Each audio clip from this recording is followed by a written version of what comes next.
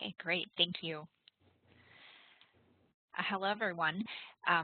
My name is Margaret Phillips, and I'm a member of the STS Information Literacy Committee and an engineering librarian at Purdue University. And I want to welcome everyone to this month's STS Information Literacy discussion. We have a great discussion planned today.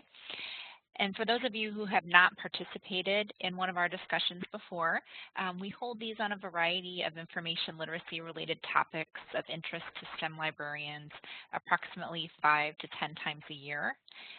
The discussions are always announced on the STS listserv about 2 to 3 weeks prior to the event. And all of our sessions are recorded and archived. So I'm going to put a link in the chat box here of where you can find those archived discussions.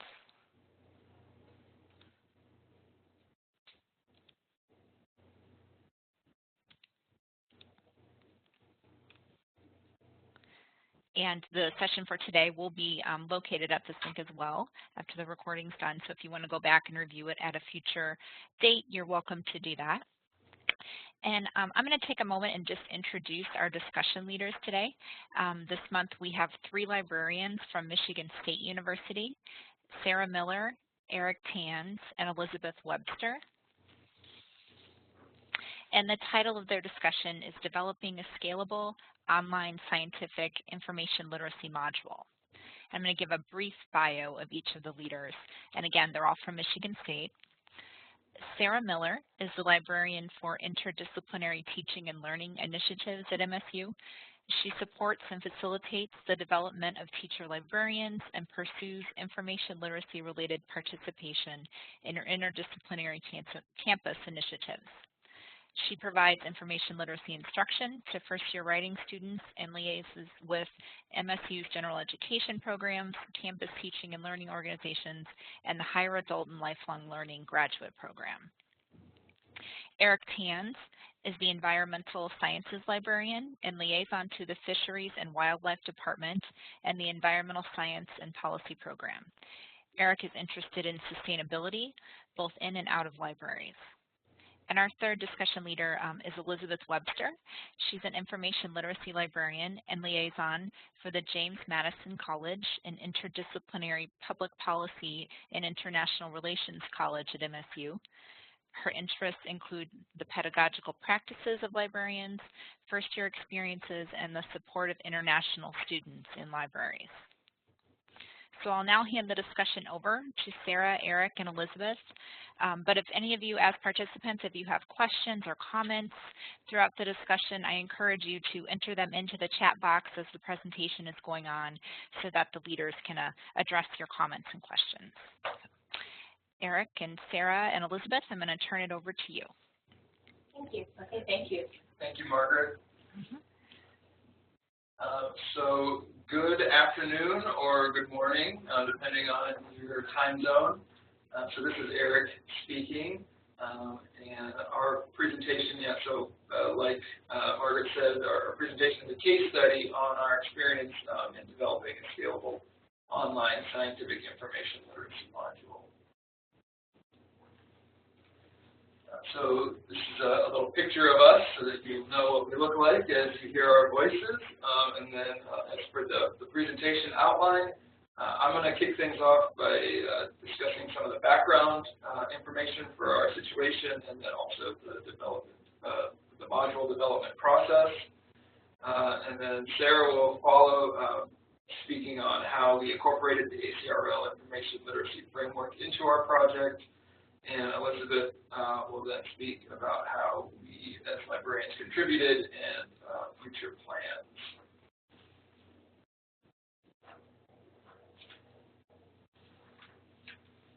So for some context about Michigan State, we have a very large and diverse student population. We have approximately 40,000 undergraduate students and 11,000 graduate students. So we have a big need for instruction for our students. We partnered for this project with the Integrative Studies in General Science, which is our introductory science course for non-science majors. We call that CISGS.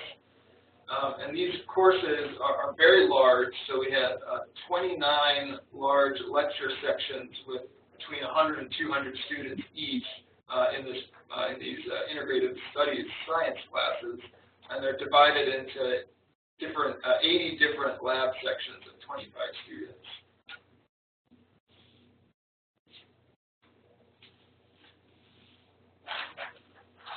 So it was one of our instructors at CISGS approached Sarah expressing a need for improving student scientific literacy and reasoning skills. And this was inspired by one of this instructor's students citing the rapper B.O.B.'s flat earth assertions during a class assignment. So this rapper has been very active on social media promoting the idea that the world is actually flat, and that an international cabal of global elites is responsible for perpetuating the idea that the earth is round. And his argument essentially boils down to, because the horizon looks flat, the earth must be flat. So we have a couple of tweets. A lot of people are turned off by the phrase flat earth, but there's no way you can see all the evidence and not know. Grow up. And the second tweet with a photo of the horizon. The cities in the background are approximately 16 miles apart. Where is the curve? Please explain this. So naturally, the instructor was concerned that the student would cite something like this as evidence in a science-based class. So he approached Sarah about partnering with the libraries to help solve this problem of scientific literacy.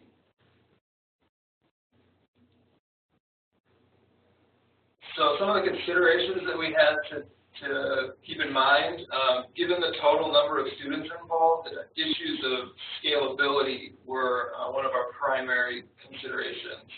The library lacks the staffing resources to visit each of these classes in person, but the sheer number of students enrolled in these courses provided an opportunity for very significant impact. So it was a great chance for us to really touch a lot of students.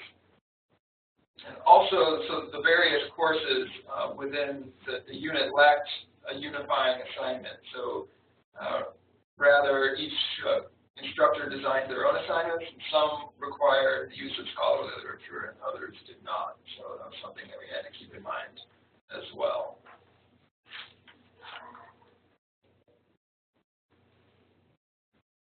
So the process of developing the module extended through the fall semester of 2016.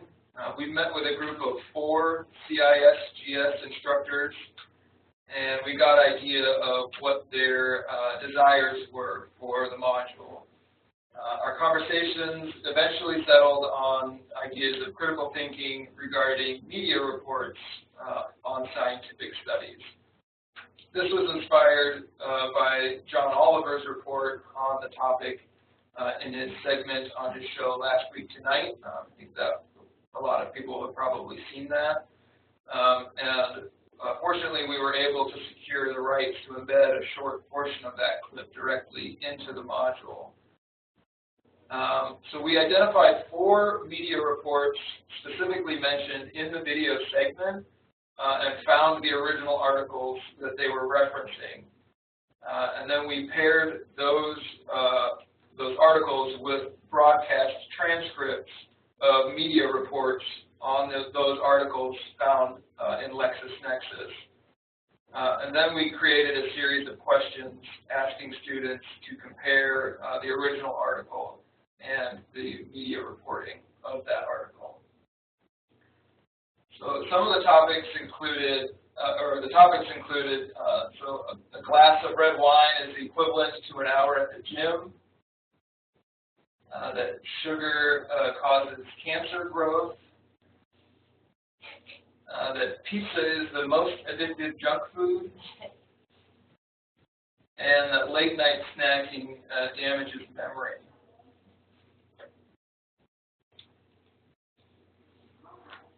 So the questions that we developed for the module focused on 3 areas, and the students answered questions both about the news and scientific articles. articles.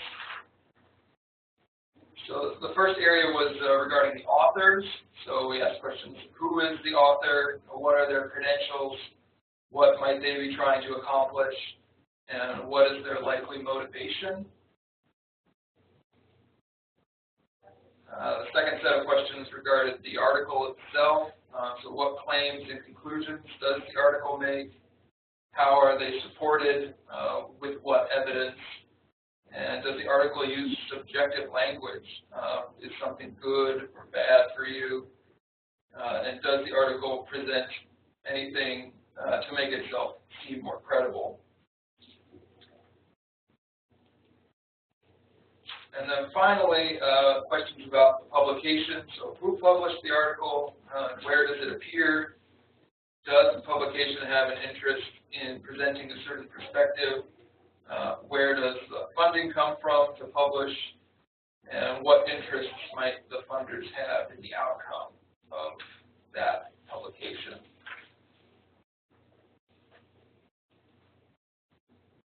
So with that, I'm going to pass it over to Sarah, and she'll talk a little bit about the framework considerations.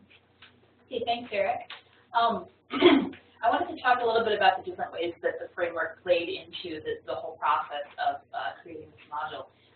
For me, the most interesting role that the framework played was, as I call it, a conversation exploder. So it really broadened the things that we were able to talk about in our group when planning for this module. When I was initially approached by the instructor who wanted to create this, the scientists they just wanted their students to use better sources. That's kind of what they had said was their need for the module. They thought that we as librarians might be able to help with that. They knew that we had some sort of sometimes we have checklists or things like that to help students evaluate information better. When I presented the framework to the group, it really opened up the conversation to help everyone think a little bit more broadly about what it is they really wanted from their students. So it helped the idea of wanting students to use good sources to become more nuanced. So some of the questions or some of the desires that were expressed during the conversations were they really wanted students to be able to tell if the study that they heard about in the news was scientifically valid.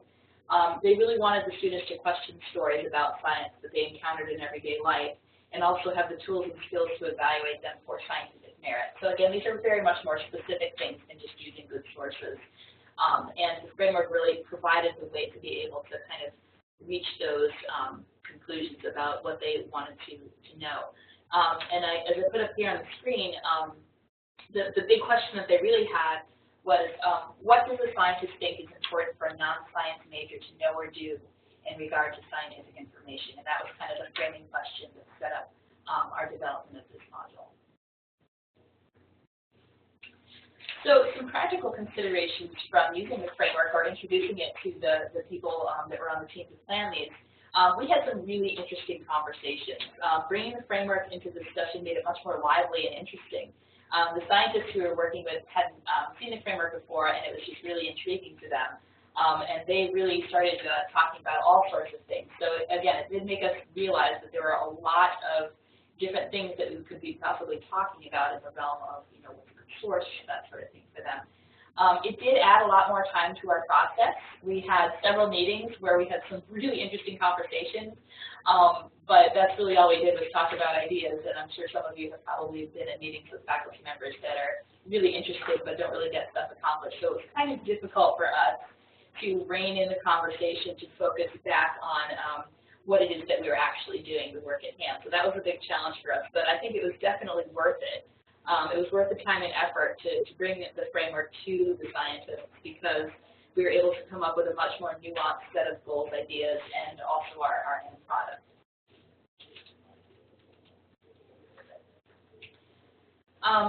So I wanted to put up here the learning outcome, which we finally, after much talking, ended up on, which was that students would compare and contrast the scientific study and its popular news coverage in order to interpret media depictions of scientific research.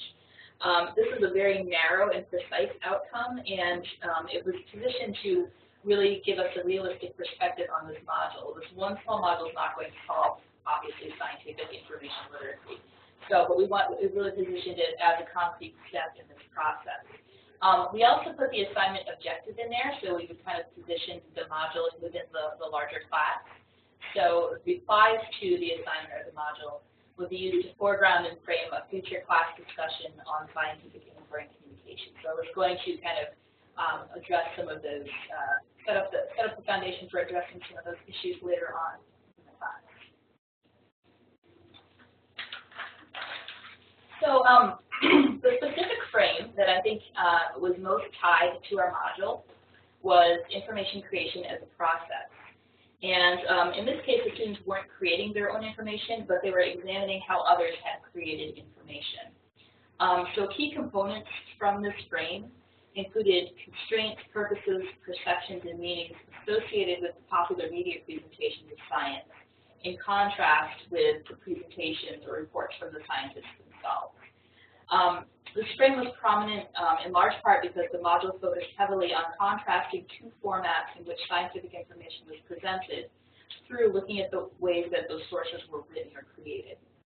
So the writers of the articles made choices about language, rhetorical devices, and appearance in their processes, and those were the things that we were examining in the course of our questions. The module also touches on the authority, constructive textual frame, and the scholarship as conversation frames. We kind of recognize these as secondary to our particular exercise. The key components include prompting the students through their questions to take a more critical and skeptical stance of scientific claims according to where and how they appear. These frames were secondary largely due to the fact that critical evaluation and skepticism were addressed indirectly by and through having the students respond to the questions. Okay, so I'm going to hand it over to Elizabeth now, and she's going to talk a little bit about what librarians brought to the table and some of our future plans. Yeah, so as Sarah said, the science instructors were new to the framework.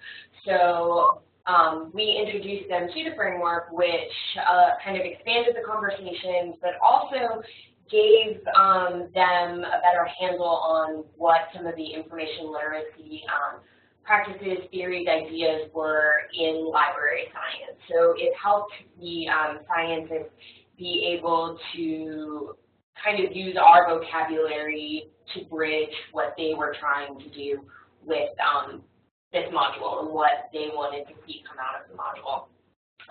That also touched on the practicality. So we were able to help organize the conversation and the material around information literacy because we're all very familiar with information literacy and we've been teaching classes and we know kinds of the things that students struggle with or what they're missing. Sometimes discipline instructors assume things because they are so deep within the discipline.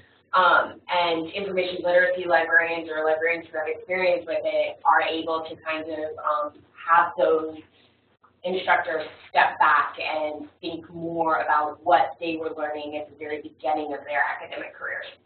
Also with practicality, we were able to create the table links. As Eric said earlier, the copyright considerations for the John Oliver clip, we were able to double check on the permissions and make sure that it was okay to post that to our course management software. We use P2L here at MSU. And we were also able to have the table links for the articles as well. And then again, as I said, the theory, the framework really helped kind of crystallize all those conversations. And then also perspective, how all of those pieces of scientific literature in terms of articles that are popular in nature and studies, how that language, how the authorship, etc., affect how those things are communicated. So we were also able to point those out as well. And then for our future plans, we need to assess the pilot. So this was a pilot. We did 4 classes out of 80. So, you know, we wanted to start small first just to see how it went. So students took it this semester, and we haven't seen their responses yet, but we will see their responses. So we need to look through that, see kind of what their answers were to help us change, tailor, et cetera, this in the future. We also want to hear from the instructors. We need to meet with them as well. Particularly, we want to know if this met their expectations. What kinds of things did they see coming from the students that surprised them, that confirmed their thoughts, et cetera. And we want to know, did this actually help students with the course content? So again, we'll be able to assess those things once we see student responses. And we're thinking that once we know if it helps them with the course content or not, that will lead us into tailoring this to course content. So if we get to do this again, we were thinking that we would like to tailor the articles to each individual course's specific subject. So right now we chose articles that were mentioned in the John Oliver clip. So we chose articles about pizza being the most addictive food and what was one of the other ones? What? Yeah, wine is like the gym. That's my favorite. So we chose those articles, and we could continue to do that and have that be the first run for the students, and then in their classes, they could go through a second set of articles that are actually tailored to the course content. For example, there's a section on communicative diseases, and that instructor pulled an article about the overprescription of antibiotics and also some studies related to that. So that's another way we could take this. Perhaps us as librarians could find the articles. We could have an article bank for the instructors to pull from. We have some ideas floating around. The instructors could provide the topics. We could find the relevant articles and the relevant scholarly journal studies as well. And then that leads into the expansion of the program. So again, we ran it with just 4 sections, so we could expand this pretty easily because we put this on D2L, that's the course management software. So it's easy to duplicate because, you know, if you do it for one section, you can duplicate it for all the sections. We might change it, the format, from just a simple grid into more of a learning object. And we also might change it depending on if a course is doing a research project. As Eric said at the very beginning, some of the classes do use scholarly literature, some do not, so we could expand and tailor it to that need as well. And then this last slide is our image credits. And we can open this up to questions for y'all.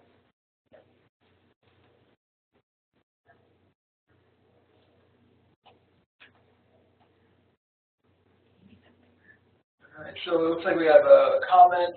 Instructors and other educators see their disciplines represented so much more clearly in the framework. As the presenter said, it is a fabulous conversation starter. I would agree. You have to be committed to having that conversation, though. Yeah, because the first time they saw the framework, it was a little bit, it was overwhelming. And so, you know, we had to kind of go through piece by piece, talk about what it might look like in their discipline. And then they, you know, the ball was rolling and they got going on it.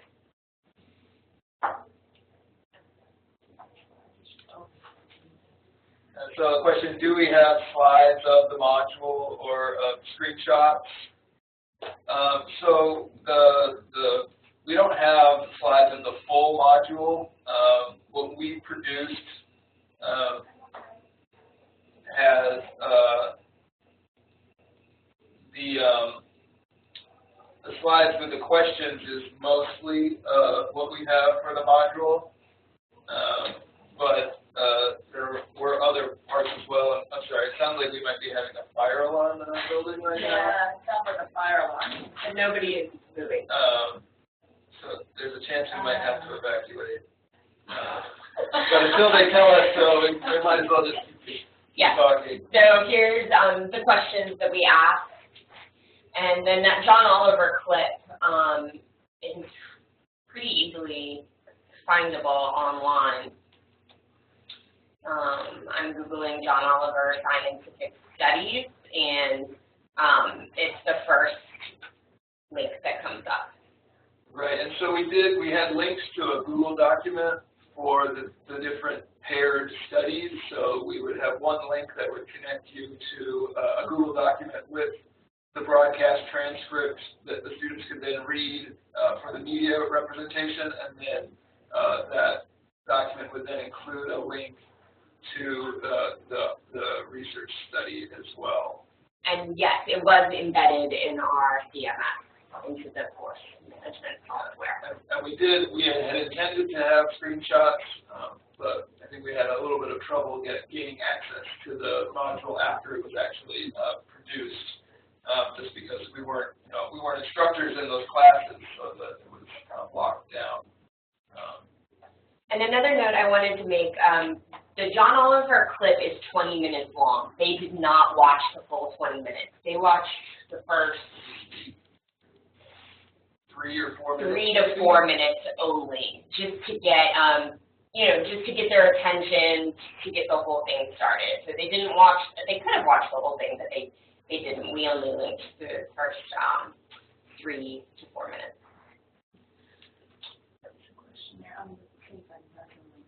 Okay. When determining which questions to have the students answer, were there other categories questions that you considered asking that didn't due to length?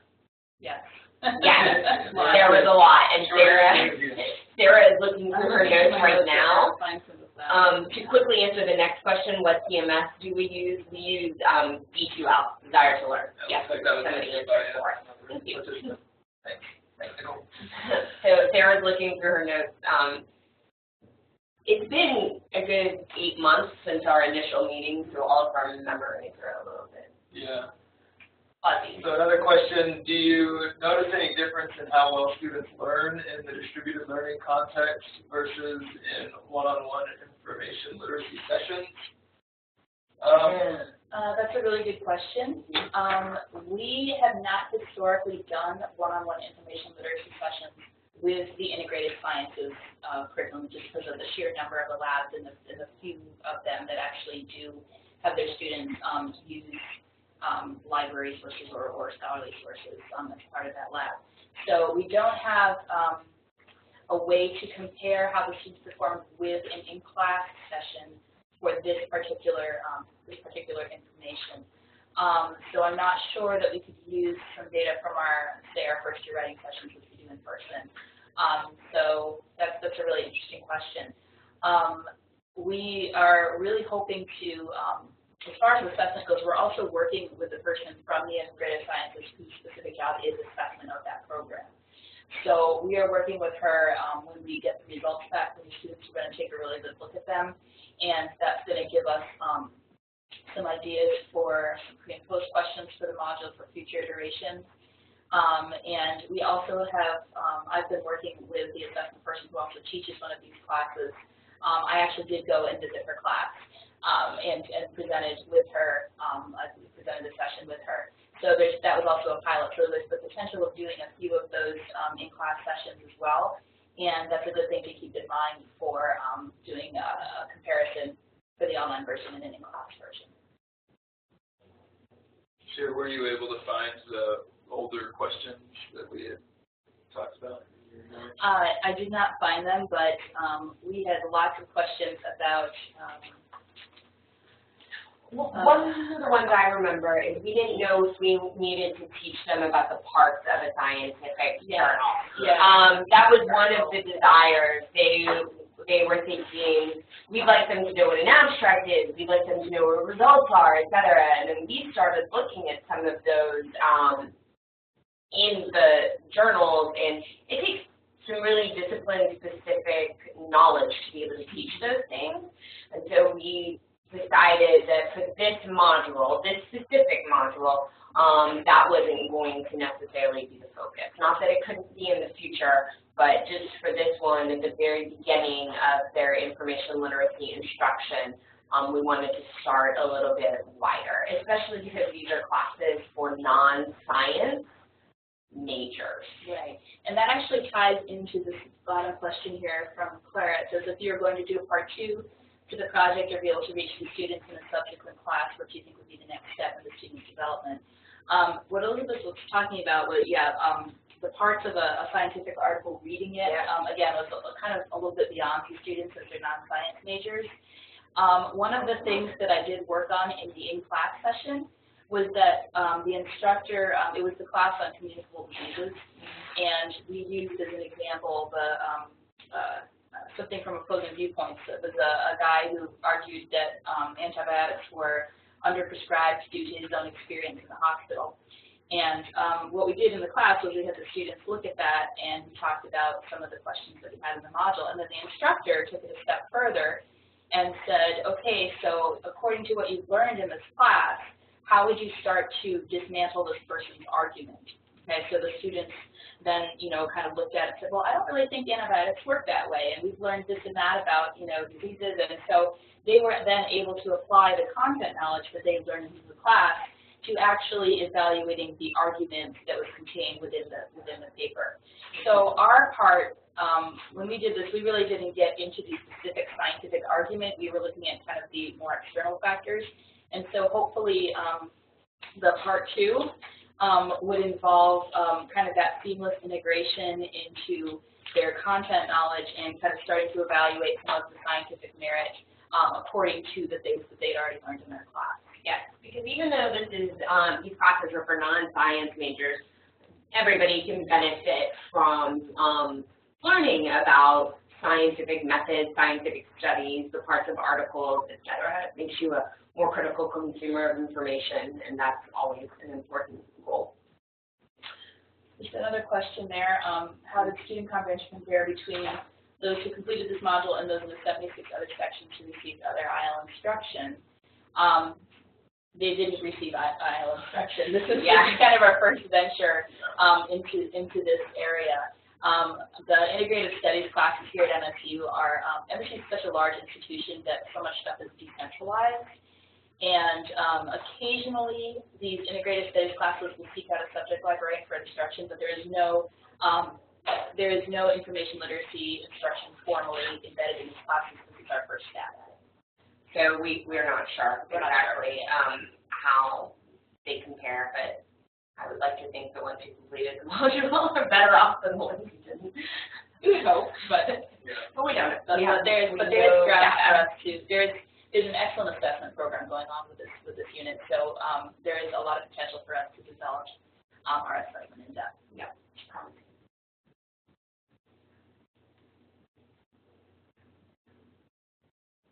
Anybody else have any questions? Any questions or comments?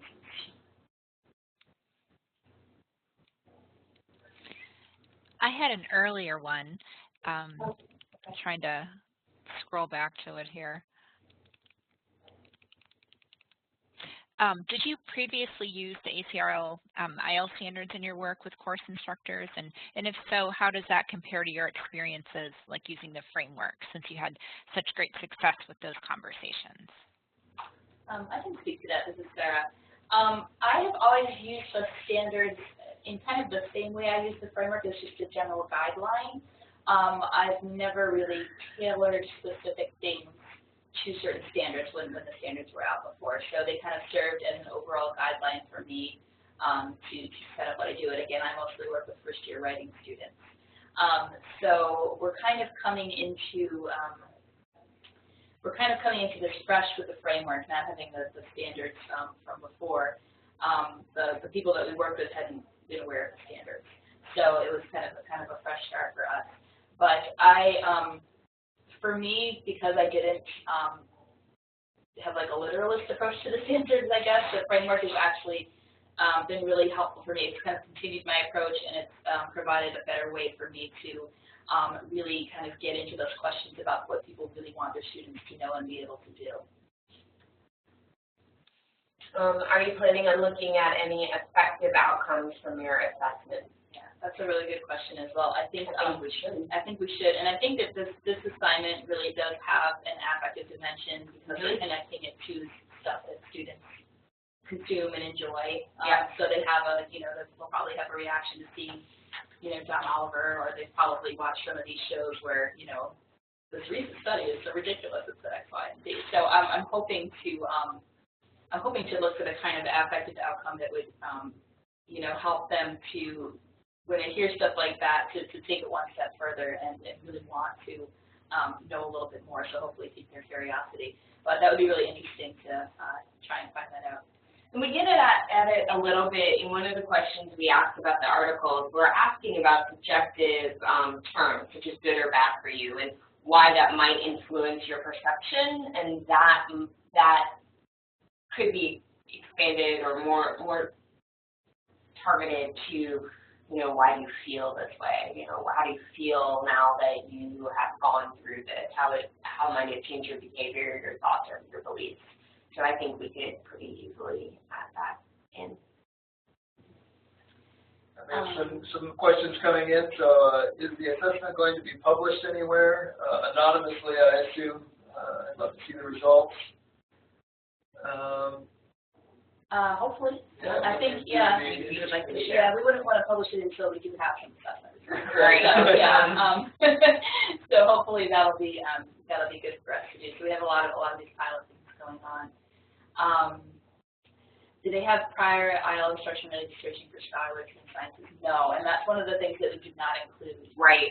One of the questions we had was, are we going to, have them, one of the things they considered was having them search for the original scientific study that were referenced in the media, but we thought that would take way too long, and it would involve a whole other skill set that they may or may not have had at this point.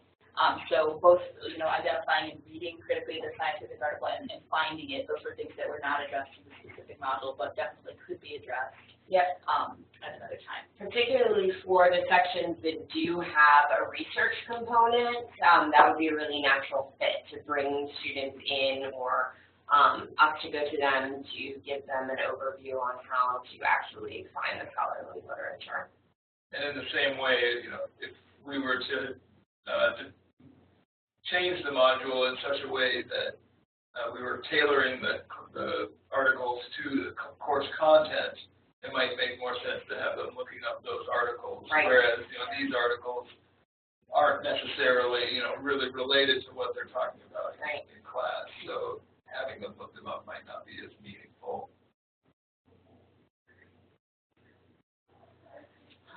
Based on your experience, what do you think are the skills that librarians need to have to be able to use the framework successfully? That's a good question. Oh, man, yeah. What do you guys think about that? Well, I'm a new librarian. I have 10 years of teaching experience in higher education. So for me, the framework, for me, my education degree is how I know how to use the framework. So I don't think I'm the best person to answer that, actually. I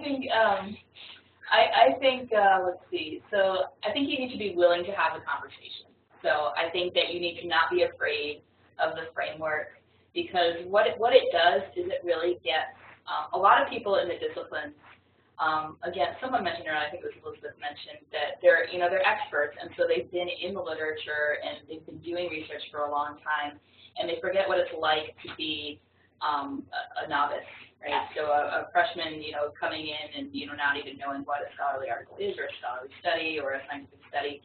And so I think that a skill the librarian can have would be to connect, to help professionals or experts look back at how they learned things, and I think the framework is really conducive to that. So, like even a frame like information creation is a process, which is the one we used here. How did you know where to publish your research? How did you know how to learn how to write it up, or how do you know where to look for other studies and things like that? So I think that just being able to know that we as librarians do have a perspective that is kind of as an outsider to a discipline. It's really a bridge. That's right. Yeah, it's a good analogy. The framework really can be a bridge between how we think about information and the things that we see students struggling with and learning, and the disciplinary faculty as experts. And so I think, don't be afraid of it. it makes for a really interesting conversation. And I don't feel like you have to be able to explain and understand the entire framework yourself, because it really is something that's open to questioning. So that's, I don't know, I guess willingness and not being afraid. One other point that I want to make about the framework as well is that, we didn't try to incorporate the entire framework into what we were doing. Right. So we picked out the most relevant parts and we focused on that. Right. And we kind of said, well, we'll just leave the rest for another day. Yeah, and one of the things I do notice, or the way I'm using the framework coming from an education background, is it's very much this theory, and you have to look at it like that and then figure out the practical ways you're going to address the framework in your classes. And I think Eric's point about you don't try to get the whole framework into one class. You don't try to get every, what are they called, disposition? Yeah. Disposition from one frame into every assignment. There's also pieces that can be picked from each frame to put into things. The framework is presented alphabetically, which is fascinating to me, again, from an education perspective, because I come from, learning acquisition theory and then the orders that you learn things. So sometimes I approach the framework from that perspective. I look at it not alphabetically, but and I need to pull up the framework in front of me right now. But the one I always start with is kind of research as a process. Sorry, inquiry should have had something in front of me. Yeah, research is inquiry and searching is strategic exploration. I think that those are two frames that are pretty easy to start with for freshmen or people who are new to this. They're kind of obvious once you've broken them down a little bit, and so I think that that's a good way also to approach the framework.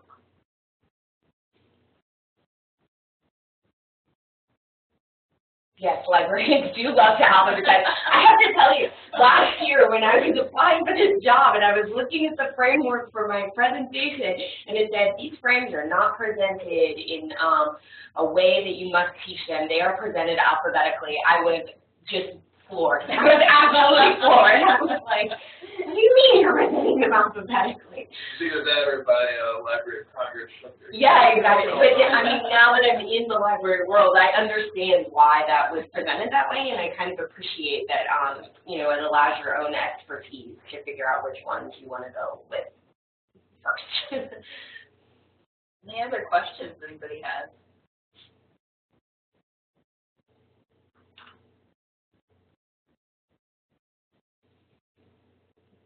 Yes. Yeah. Yes, exactly. Graduate students and scholarship of conversation is a really natural fit. Mm-hmm. Right. I mean, even what we were doing here, there's a conversation going on between scientists and the media. So, I mean, there's, and then the media, and it's and people who are consuming or reading the media. So, yeah, it works for that. And then it, of course, works for people responding to one another in scholarly publications and things like that. Yeah, definitely. And how do graduate students become part of that conversation? Yeah, it works really well.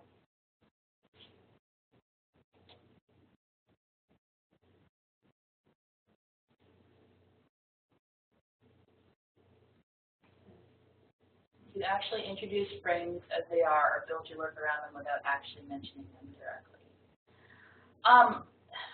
In general, I would say both. For this project, we introduced the frames as they were. So because we wanted to be kind of on the same page. To the instructors. To the instructors. Right. I would say to instructors and experts, yes. We introduced the frames as they are. I would probably never introduce it to a freshman. Depending, yeah. I don't in a one shot. Yeah. I'm not going to. If I had a 3-credit information literacy course, yes. Yeah. It depends on your context, background of the student, your audience. Yeah, like in this module, I mean, we talked about information creation as a process with the team that we were doing Right. it with, but we didn't mention that frame in the actual assessment. Yeah. Part of the assignment. Sounds like the direct introduction to the instructor's helpbook. Yes, Yes. absolutely it did. It absolutely did. Yeah. We're kind of floundering in our conversation. I think we had like 1 or 2 meetings before we showed the frame, maybe just one. Yeah. And it was just all over the place. And everybody in that meeting was so well-meaning, but we were walking out of there like, what's happening? What are we doing? And then Sarah said we should just show them the frame.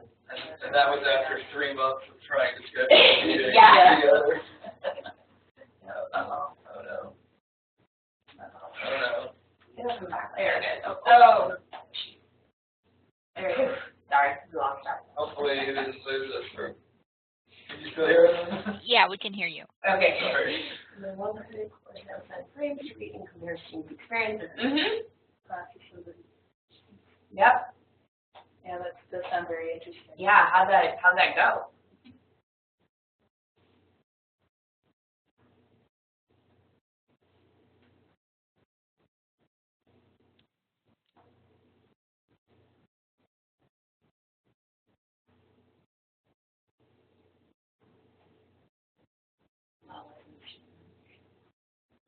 What kind of class was it, Irina? Like 1 credit course, who were the students? Was it a volunteer class, etc.? Like volunteer meaning elective. Oh, okay. Very interesting. Good. Yeah. We don't have much going with our math department yet for instruction or information literacy, but we're working on it. Yeah. Yeah. I think a statistical literacy class would be Oh, very Yeah. interesting. Yeah. That would probably be something that I should take first. Yeah. Does anyone else have any questions? Let's see. Are the instructors in your group long-term instructors or the short-term instructors, and will be rotating out in 2 years? How are you going to get buy-in from all the other section instructors of the course? Okay, that's a good question. So some of the lab instructors are going to be rotating out because they're graduate students, but the Center for Integrated Studies has some of the people on the team are permanent. Okay. So we've got the assessment person is permanent, and the person who initiated the project and 1 other person are also permanent on that team. So they have really good buy-in. They're the director of the center. One of the other ways we're going to get buy-in is a couple of things have been emphasized to me is this is a low grading stakes. So depending on how, because we're going to get a lot of qualitative information from the questions, and so hopefully in our next iteration of this, we will be able to set it up in such a way where it's going to be kind of like low grading stakes, low work stakes for the people that are leading the courses. And also the ability to tailor that to their course content. The other thing is that the integrated studies classes are really good about tying their course outcomes to our undergraduate learning outcomes here at MSU. And so we are going to talk about exactly how this fits into those outcomes, and it will be kind of an incentive for them to show that, yes, I did this, and it relates to, for example, the analytical thinking outcome of the undergraduate outcome. So it'll be tied into the outcomes. It'll be low stakes grading, and it'll be something that another piece of information they don't have to do themselves. So, and also it'll have we have a lot of buy-in from the director of the Integrated Studies Sciences program, who is a permanent member of the team. And hopefully the results will also speak for themselves. Yes. Quality of the I hope so. Right. I hope so, yeah.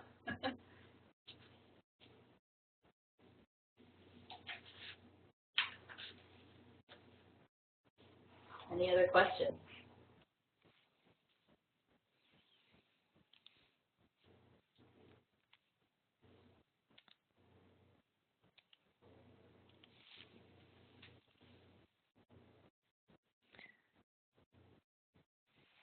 Okay, any other questions? All right, well, this is Margaret again. If you continue to have questions in these last few minutes, feel free to go ahead and type them in the chat box. And I wanted to remind you all again of the link that will have the archived session for this chat and has previous monthly chats as well.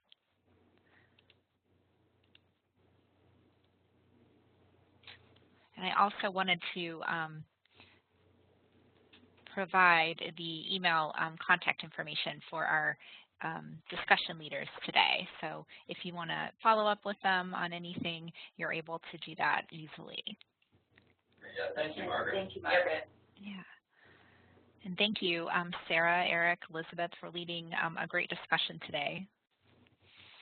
It was really, I found this really interesting. Yeah, It was fun to share. Yeah. Yeah, that sounds great. Yes, Oh yeah, I'm very glad. Yeah, thank you. Not sure what that was all about. Yeah.